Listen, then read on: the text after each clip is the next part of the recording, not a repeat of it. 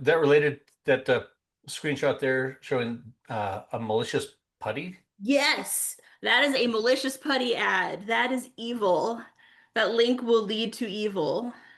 That's interesting because that's, anybody falling for it is likely going to be a relatively privileged user because unprivileged users don't use PuTTY. So Or they win can SCP, they which can is the other one. spoof the domain name there in the ad, They right? can't. And look at some of the other spelling. So like PuTTY official community is spelled wrong. Oh yeah. It's really subtle. Few But too many yes. F's in official. Not enough M's in community. The official community. That makes it like doubly official? It does. So yeah, that is bad. That is an evil ad that will lead to evil PuTTY. Well, actually not even evil PuTTY, will lead to CleanUpLoader, no PuTTY.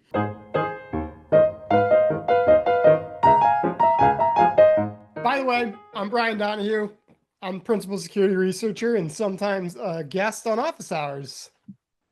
I'm Stef. I'm a senior intelligence analyst. I'm also a sometimes guest on office hours. Typically talk about our monthly intelligence insights. And I'm Dave Farrow, CISO, for another few days until we become Zscaler. We're looking forward to that, and co-host with Keith, who is on vacation of the office hours. And I'm going to turn this meeting over to Stef and Brian to talk with us about monthly insights. Okay. Ooh, let me get on the right screen so I can make the slides go. Okay, so today's agenda is, as I said, usually when I hop on, it means we're going to talk about monthly insights. And so we're going to talk about top threats that we saw this past June and give y'all a little preview of the public insight that's going to be published on Thursday. And then, as usual, we're going to kind of dig into one of the topics that will get highlighted in the insight. And for this past month, we had some interesting choices, but I think CleanUpLoader is the conversation, is the ops insight topic of the day. So we're going to dig into that a little bit more and talk about what that is, the campaigns that we've seen, some detection opportunities, all that good stuff. I'm going to, well, actually go over this and then I'll ask my first question of you. Okay. All right. So here we are. Here's a preview of the chart for this month. There are our table for our top 10 insights or top 10 threats for the past month. Amber Albatross remains at number 1. Mimikatz is at number 2. And I took a look at that and actually I think it's tied for first. So that's a typo on my part, but I'll correct that in the table when we publish it. And that's because we don't remove things from our rankings unless it's marked as approved or testing by our customers. So sometimes things will be testing or security research, and we don't want to make assumptions about that activity, so we leave it in. But it seems like after review, a lot of that Mimikatz activity was a lot of security research and a lot of additional testing. So I don't think we've seen a huge wave. This is like a forever problem when we're making rankings of this sort of stuff. That there's just no way around it, really. Yeah, and again, I feel like, and we've talked about it a lot, we'd have to make more assumptions than any of us are comfortable with to start removing things like that. We'd rather over-report and offer clarity or offer some context than under-report something based on what we think we know is going on. Or force customers to mark things as testing, which obviously, like, right, they can do it or they cannot do it. It's up to them. I will say one thing, like, this list is pretty normal, right? Like nothing here is super surprising. Metasploit framework comes in and out. You don't always see it. Conficker is going to be a problem when the humans are dead and gone, right? What is and dead may never die. Yeah, the AI. Yeah, I was gonna say, hasn't it been around since like the 90s? Yeah, I don't know exactly when it started. I know it became a huge problem in like the early to mid 2000s, but it's been taken down for 15 years, but it just keeps swarming around. It does. And then also anytime a Mac OS threat like Poseidon Stealer makes the top 10, that's shocking to me, just given like the relative numbers of Mac OS machines versus Windows machines that we're protecting across all of these assets. I know. We can talk about that a little bit more on the next slide because that's one of the call outs for kind of our big takeaways. I chose, I picked CleanUpLoader to highlight, but Poseidon Stealer and all of those shenanigans were a close second. So yeah, most of the things we see in our top 10 this month are things that we've seen before. The newcomers are CleanUpLoader and Poseidon Stealer. And we can talk about it in a little bit more detail. Like I said, for our top takeaways, CleanUpLoader made its debut in the top 10 at number 3, which means we saw a pretty big jump in activity for this threat. It's not the first time we've seen it. We also saw it last year, but not to the degree we've seen it this year. There were several malvertising campaigns that were distributing CleanUpLoader, which we'll go into in a little bit more detail, so I won't talk about that. Was that related, that screenshot there showing a malicious PuTTY? Yes, that is a malicious PuTTY ad. That is evil. That link will lead to evil. That's interesting, because that's, anybody falling for it is likely going to be a relatively privileged user, because unprivileged users don't use PuTTY. So Or they Win can SCP. they which can is the other one. spoof the domain name there in the ad. They right? can't. And look at some of the other spelling. So like PuTTY official community is spelled wrong. Oh It's, yeah. it's really subtle. But PTF's yes. an official. Not enough M's in community. The official community. That makes like doubly official. It does. So yeah, that is bad. That is an evil ad that will lead to evil PuTTY. Well, actually, not even evil PuTTY. Will lead to CleanUpLoader, no PuTTY. But we'll talk about that more in a little bit. As we mentioned, Poseidon Stealer made its debut on the list. Poseidon Stealer is really interesting. So one of the reasons why I decided to talk about CleanUpLoader is not just the numbers we saw, but this is a really difficult topic to cover in just, like, this needs a whole webinar. Tony's done a bunch already talking about macOS stealers. Poseidon Stealer is another one of those macOS stealers in the Atomic Stealer family. And just like the others in the Atomic Stealer family, so Poseidon, Odyssey, Atomic Stealer, the overlaps make it really tricky for defenders to differentiate, okay, is it this one or this one? So like, for example, we're still looking at the Poseidon activity we saw because Poseidon got sold and rebranded as Odyssey Stealer. So we may actually retroactively go back and track some of this or much of this as Odyssey. The bottom line is that if it's one of the family, the detection analytics still work. So it's all bad. It's in this family, but nailing down exactly which one is very, very tricky and nuanced. Poseidon Stealer now brought to you by Odyssey Stealer. Exactly. So like, do they behave differently enough that it matters who they are, or the defensive tactics the same? The defensive tactics are generally the same, but like with anything with versioning, it's good to keep up with the versions because the jumps can be really gradual.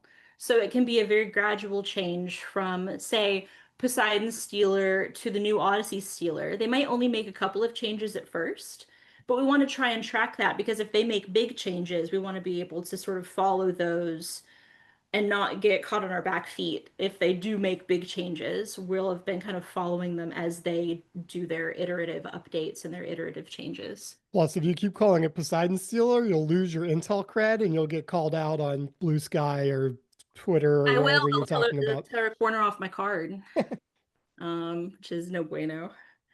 And then the other call out, just very briefly, Lumacy 2 is back on the list. And we talked much about how Lumacy 2 had a big takedown, and it did. But the takedown was focused a lot at the malware as a service operations. So the dashboard and some of the customer-facing portions of the Steelers operations. And some of the infrastructure remained up, particularly in the infrastructure in Russia. Did not get taken down. And so a lot of security researchers have reported low-level Lumacy 2 activity ongoing since the takedown. And we saw enough in June for it to return to our list, but the volume is so much lower. Some of this may just be, the infrastructure is still functioning, but there's nobody on the other end able to access the information. But it is still out there and lurking. I don't think we're going to circle back to Lumacy 2, so I'm going to ask my question right now. We might not circle back to Poseidon either, so I might ask both questions. Okay. We'll start with Lumacy 2. Okay. So what I've been wondering is, and I don't want to get us dug into a hole on this, so apologies in advance if I do, but like my understanding was that you could purchase the entire source code for Lumacy 2 for some amount of money. So what I've been wondering is like, is there a chance that the Lumacy 2 we're still seeing is from groups that had purchased that source code and were running their own infrastructure? And I guess the follow-on question for that is like, what is our attribution criteria for Lumacy 2? Like if they had bought the, the source and were running it on their own infrastructure, would we end up even attributing that to the same threat, or would that probably go under the radar?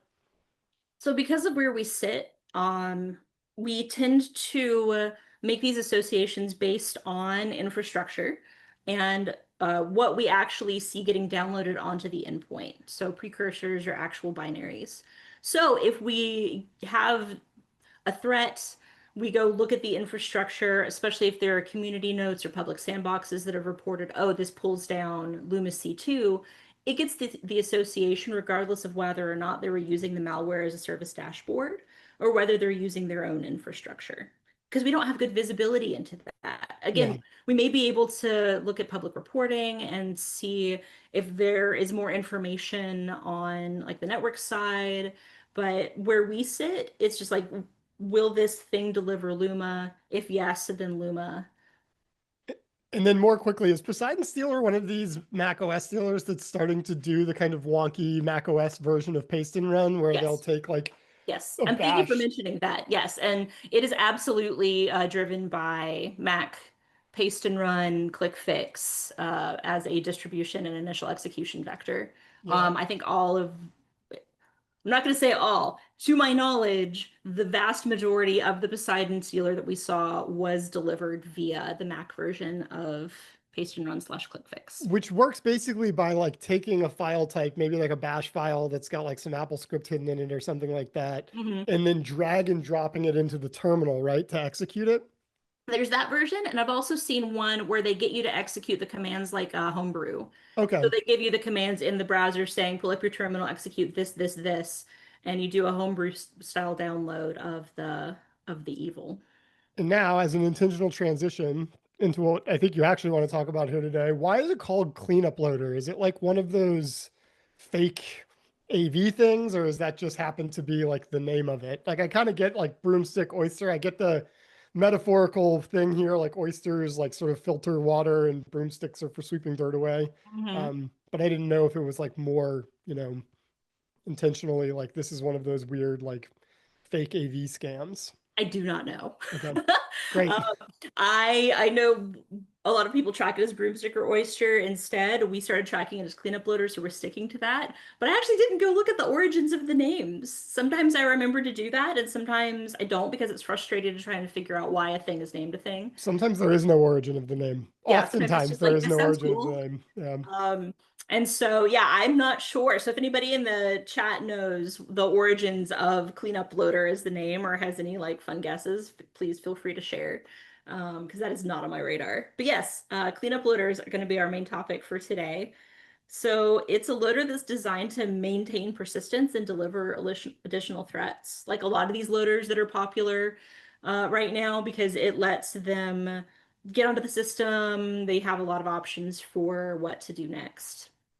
And it matters because it's bad for adversaries to have access to systems. And also, it has been a precursor to Rhysida ransomware. I think I'm saying that, Rhysida. And so this is something that is a risky thing to have in your environment. So that's why we want to make sure to pay special attention to it, even if it doesn't do a lot of evil initially.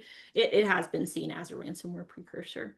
So the June uptick has been really heavily driven by malvertising and SEO poisoning campaigns. We have seen a ton of PuTTY, so people are attempting to go download PuTTY. We've also seen some WinSCP, and then other researchers in June also reported Microsoft Teams and Google Chrome being spoofed, being malvertised and delivering. Downloads of Teams in Chrome are being successfully spoofed to deliver malvertising? Yes, and so some of the pictures I've seen, so you'll go to, it'll be a fake advertisement or an SEO poison site that'll pop up at the top of the results. You'll go into it, it'll look like a Teams download, and people will go to download Teams and they will get the CleanUpLoader package instead. I'm curious how long those advertising sites stay up. I got to You believe have to that, think that that Google is on top of it, right? yeah, Microsoft and Google have got to be all over this like a duck on a June bug, right? It's challenging. I actually did a report on this when I was back in undergrad doing my IT cybersecurity undergrad. This kind of distribution method has been popular as long as search engine advertisements have been popular. It's been a problem. It will never not be a problem. And it's a serious case of whack-a-mole Sure. because as soon as they, take down one site, they've got, if you look at the list of sites that have been delivering this fake putty. The last time I looked, it was like a couple dozen. It's hard to keep this completely shut down. Especially when you want to make like buying, this is a revenue stream, right? Like Yes, this is what you want exactly. this to be as seamless and easy as possible. Right. But yeah, I mean, to your point, like I was writing about malvertising in 2010 and 11 when I first started writing So, about so it cybersecurity. seems like a straightforward way to defend against something like this is if you've got any kind of controls um, in your browser that say like don't allow downloads of things that have only been domains for less than a month, right? There's no way that your Teams or your Chrome is going to be hosted from a domain that hasn't been around for quite a while. I wonder how much you can reduce that risk that way. Great explanation brought to us by Will Pugh via Copilot of the why it's called CleanUpLoader in the chat here. I won't read it, but if anyone's interested, it's in there. I'm curious. Yeah, and Ken's raining on my party. Kenneth Newton said park domains can be around for a while. So you got to park a domain for a while. Yeah, I can see that. And like a lot of, it's tough, right? Because a lot of this comes back to helping users have a better sense of where things should get pulled from and having those kind of approved channels for downloads and updates. But it's hard, as we have seen with all of the PuTTY and WinSCP, like it's really subtle. It can be really tricky to know whether or not you're pulling something from a legit space or whether it's something you need to be wary of.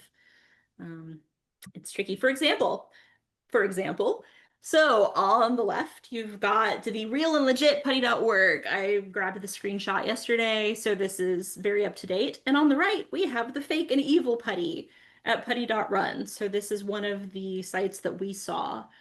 And it's a copy. It's a copy. It's the same. And so if you are just kind of doing your normal operations and you're not looking for the evil because you don't think something like PuTTY or WinSCP is necessarily going to be spoofed or evil, it's very easy to just in the course of work, you're in a hurry, you need to get the tool, go ahead and download something and not realize that you're getting CleanUpLoader instead until after the fact. Click the first thing you see after Mhm. Googling it. And I mean, does PuTTY even run Google ads for PuTTY? I don't know.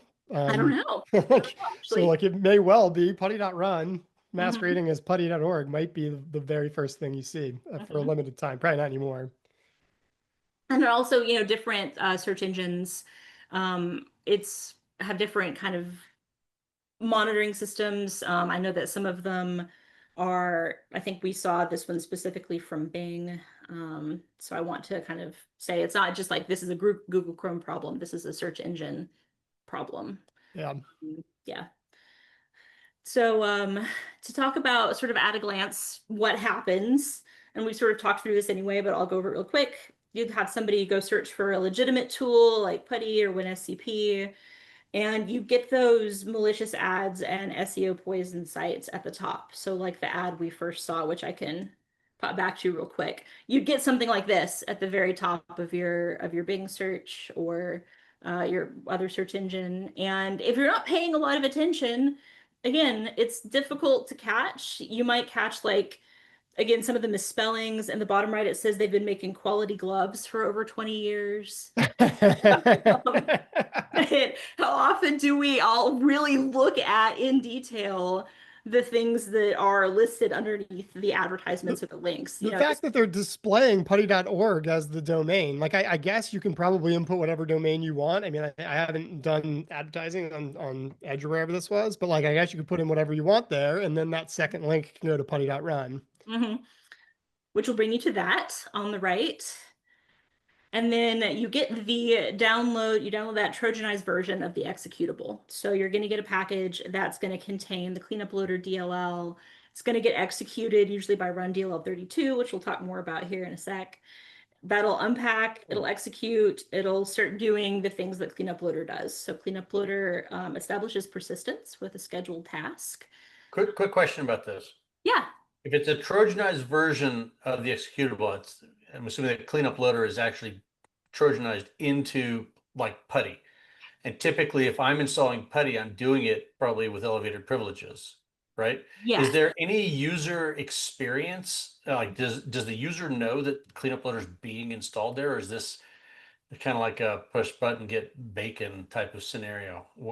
Sometimes. So for this particular campaign, I know for some of the example we've seen, they did not download PuTTY. It says it's PuTTY, but they don't even try to give you like a fake tool. You know, some types of downloads will give you a PDF or some kind of executable to distract you from the fact that you didn't download what you thought you did. In our case, sometimes it's just no, it says that it's PuTTY and then delivers things named PuTTY that are not PuTTY and doesn't even try to pretend that it is. But in other cases, you will get some version of an executable or something to kind of distract you from the fact that you have downloaded evil. I don't think these campaigns have bothered, at least not the ones that we have seen. And then, so CleanUpLoader unpacks, executes, and then, like I said, you get the persistent scheduled task. It can do domain recon, which is useful for adversaries, especially for those like ransomware precursor adversaries. They like to have that info as quickly as possible. And then it'll send that back via C2 communication and can go on to download additional payloads. So yeah, that's sort of CleanUpLoader at a glance. Wanted to include a couple of detection opportunities because this is detectable. CleanUpLoader is not brand new. This has been around for a while. So if you've been detecting CleanUpLoader and Broomstick, Oyster, those analytics are still going to work. And for anyone who was here at the beginning, and for Dave who hadn't read ahead in the slides, and was here for Dave to tell his story about how he tried to hew an old lady in half in twain, I'm sorry, in a doomed D&D adventure. Here's our Twain reference that I promised in this DLL name. Mm-hmm. So yeah, exactly. And you're not even trying to pretend that the DLL is PuTTY at this point. It's just the DLL. So this is how it establishes persistence via scheduled task. This is if you have some good scheduled task detection analytics, this is an example of what you'll see. This is pulled from one of the threats that we observed. And then also, as I mentioned, there's a lot of run DLL32 use. So they'll use it to execute the DLL initially. They'll use it in their scheduled task. They'll use it to make those C2 communication callouts. And so that's another good detection opportunity as well. Suspicious run DLL32 execution is useful across a wide range of threats. So is this scheduled task basically executing that Twain DLL, but calling it security updater every 3 months? Is that how this works? So do you know for sure? I don't remember the timing. Isn't that terrible? That's well, I think the /MO3 means every 3 months, but I'm not sure what the /SC minute means. See, I'm not a great reader of scheduled tasks, if I'm being honest with everybody. Me either. And I need to go back and look. I'll make sure that I have that in the written up and published insight. Great. And so just to answer for my own curiosity to figure out exactly how often the task is executed. But yeah, so this is an example of what we've seen. Do y'all have any other questions? That kind of wraps up my CleanUpLoader content and overview. Do y'all have any thoughts? I was thinking about, we talked about detection opportunities. Mitigation strategies are always nice if you can avoid heading it off at the pass before you have to worry about detecting it. But it's also tricky, right? Because it is so prevalent. Just like my forever observation with this stuff is like, there's basically, I mean, it's a very simplified version, but there's basically like 2 types of threats you're likely to face on the front end, right? And it's like, you're either going to get a loader or a stealer, or like a loader, then a stealer, or a loader, and then whatever comes after that. And they always sort of operate like within these really a pretty small set of frameworks, right? Like you're either getting this through an email, it's coming through SEO poisoning or malvertising or some combination of both. And it's like, while the names of these things they change, like the way they get on stays the same. Like I'm sure the detection analytic we're using to catch the scheduled tasks has probably been catching threats for us for months, if not years. 100%. Yeah, like I'm pretty sure I've written some pseudocode version of this scheduled task detector that caught this into like threat detection reports and blog posts dating back 3-4 years. Thank you, John. It's every 3 minutes. That's what I had wondered. That's what I had kind of remembered reading, but I wasn't certain. Oh, maybe month. It would have been month instead of minute, and then the MO would be 3 for every 3 months. Okay, there we go. Thank you, John. Appreciate it. But yeah, this is not new. These are not new tactics, but they're effective, which is why they persist. All right. Well, thank you for your rundown of that this week. It's always great talking with you guys. It's great to be here. This has been fun. I also feel like every time Stef is on, we finish on time. And every time Dave and Keith are on, they go like 7 minutes over. Lawful good. Remember, like I said, Brian, lawful good. I like it. Comes in with a plan, right? I do my best. Yeah. Those of you that remember Robin Williams as the genie in Aladdin, he's coaching Aladdin on how to sweet talk Jasmine. He says that he should tell her that she's punctual. So whenever we wrap on time, Stef, I want you to think of Robin Williams saying she's punctual. Thank you. I try to be. Thanks, everyone. We'll see you next week. Thanks for having us on. Thanks.